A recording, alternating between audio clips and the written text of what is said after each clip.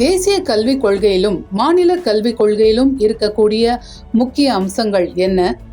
மாநில கல்விக் கொள்கைக்கும் தேசிய கல்விக் கொள்கைக்கும் இருக்கக்கூடிய வித்தியாசங்கள் என்ன என்று விரிவாக பார்க்கலாம். தேசிய கல்விக் கொள்கை மும்மொழி கொள்கையை வலியுறுத்துகிறது. மாநில கல்விக் கொள்கையில் இருமொழி கொள்கை மட்டுமே.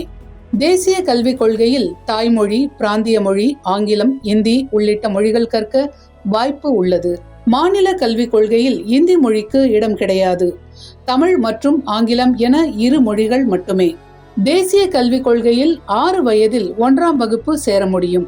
மாநில கல்விக் கொள்கையில் 5 வயதில் 1ஆம் வகுப்பு சேரலாம்.